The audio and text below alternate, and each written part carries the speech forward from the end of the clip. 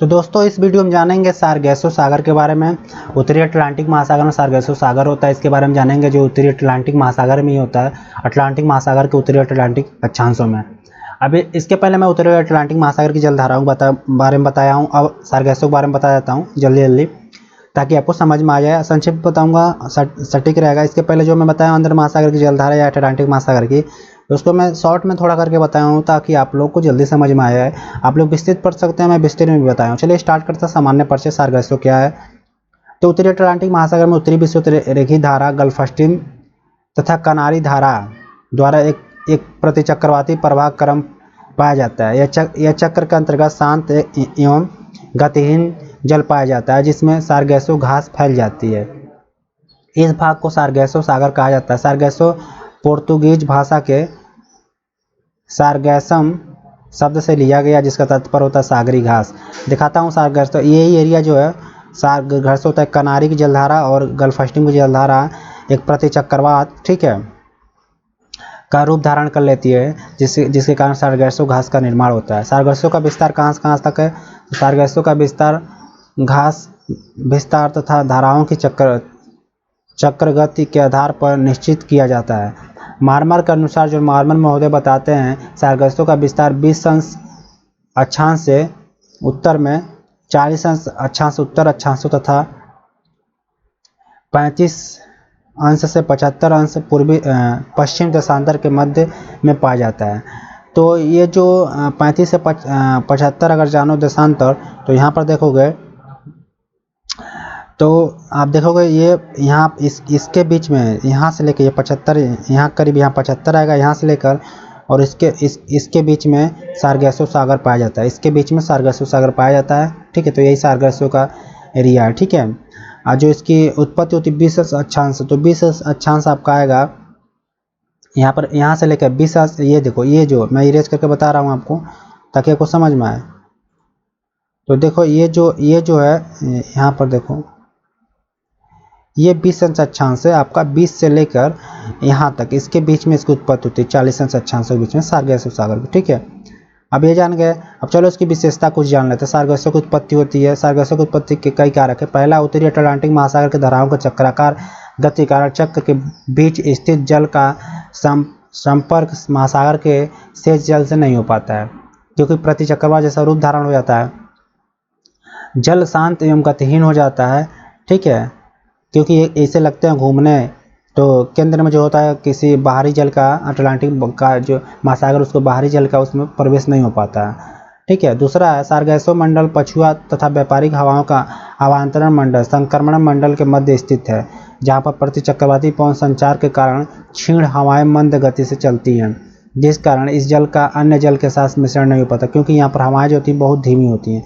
तीसरा है, उत्तरी अटलांटिक महासागर का उन्हीं अक्षांशों में अन्य महासागरों की अपेक्षा कम विस्तृत तथा संकरा भाग। तो जो उत्तरी भाग था, यहाँ तथा हो गया था है, ठीक है, ये कट है, ठीक है, भाग था। तो उत्तरी अटलांटिक जो महासागर है उनकी अक्षांशों में अन्य महासागरों की अपेक्षा कम विस्तृत तथा संकरा भाग था, ठीक है। तो यहाँ पर देखिए संकरा भाग है, ज़्यादा विस्तृत नहीं है, ये भी एक कारण है। अब चौथा है, उत्तरी विषुवरेखीय एवं गल्फ स्ट्रीम की तीव्र गति के कारण बीच का जल शांत पड़ जाता है। तो बीच जल का शांत होना ही सबसे बड़ा, क्योंकि जो एरिया मैं बताया हूँ इस एरिया में जल शांत पड़ जाता है गल्फ स्ट्रीम के कारण, और यहाँ पर पवनें ठप होती है, तो अन्य जो जल होती है इसमें प्रविष्ट नहीं कर पाती है। प्रतिचक्रवात के एक यहाँ पर केंद्र बन जाता है, जिसके कारण बीच का जो जल होता है ऐसे कैसे होता है, इसीलिए इसमें घास का निर्माण होता है, जिसको हम सारगैसो सागर के नाम से जानते हैं। अब सारगैसो की विशेषता बताता हूँ। सारगैसो सागर के जल में अटलांटिक महासागर की सर्वाधिक लवणता 37। अब देखो ये जो आप ये परसेंट में नहीं जानना है, ठीक है। तो सर्वाधिक जो लवणता है ये देखो 37% भी पढ़ा जाता है, मतलब लोग कहते हैं, लेकिन मैं बता रहा हूँ पूरे एरिया का निकालोगे तब मतलब पूरे महासागर का अगर निकालोगे तब वो परसेंट का आता है। लेकिन ये बस एक एरिया सारगैसो एरिया में, तो उसको हम जो लगभग 1000 मान लो 1000 हमने कोई मिलीमीटर जल लिया, उस 1000 में 37 मिलीमीटर जो ग्राम ये होता है, तो 1000 मिलीमीटर ग्राम पानी में 37 मिलीमीटर ग्राम मात्रा जो पाई जाती है लवणता की, वही दिखाया गया है यहाँ पर, ठीक है। तो सबसे ज़्यादा जो इस एरिया में सारगैसो जो सबसे ज़्यादा लवणता का एरिया है, ठीक है, अटलांटिक महासागर, सर्वाधिक लवणता इस सारगैसो एरिया में पाई जाती है, ठीक है। इसका प्रमुख कारण उच्च तापमान तथा अत्यधिक वाष्पीकरण, सारगैसो सागर के जल का शेष जल में मिश्रण ना हो पाना भी लवणता को बढ़ा देता है। इसका औसत वार्षिक तापमान है जो वर्ष का है 26 सेंटीग्रेड रहता है। इसमें जड़ विहीन सागरी घासें बहुतायत में मिलती है, मतलब जड़ नहीं होता घासों का, बस ऊपर से होती हैं, जैसे कि जड़ घासों का होता है वो नहीं होता इसमें, जिसके कारण सागरीय यातायात में बाधा उपस्थिति हो जाती है।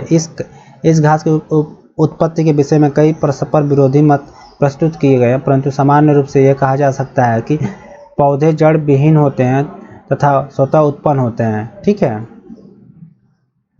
तो ये सारगैसों के बारे में था। इस वीडियो में मैंने आपको बताया सारगैसों की विशेषताएं, सारगैसों में पूरा अटलांटिक महासागर जो लवणता पाई जाती है, सबसे ज़्यादा सारगैसो सागर उसी में पाया जाता है। ये उत्पन्न क्यों होता है? अटलांटिक महासागर और कनारी जलधारा जब प्रतिचक्रवात का रूप धारण कर लेता है, यहाँ पानी पहुँच नहीं पाता है, ठीक है, जिसके कारण ये यहाँ पर अन्य पानी का मिश्रण नहीं हो पाता है। जो अटलांटिक महासागर का जल है बस यहाँ पर पूरा शांत हो जाता है एरिया, और पछुआ व्यापारी पवनों के कारण एरिया शांत होने के कारण यहाँ पर किसी भी प्रकार की जल का मिश्रण नहीं हो पाता है, जिसके कारण इसमें लवणता भी ज़्यादा पाई जाती है और इसमें बिना जड़ वाले घास की उत्पत्ति होती है। तो मैं बताया हूँ 20 से 40 अक्षांशों के मध्य होता है। देशांतर में मैं आपको बता दी हूँ, देशांतर भी आप देख लो एक बार और।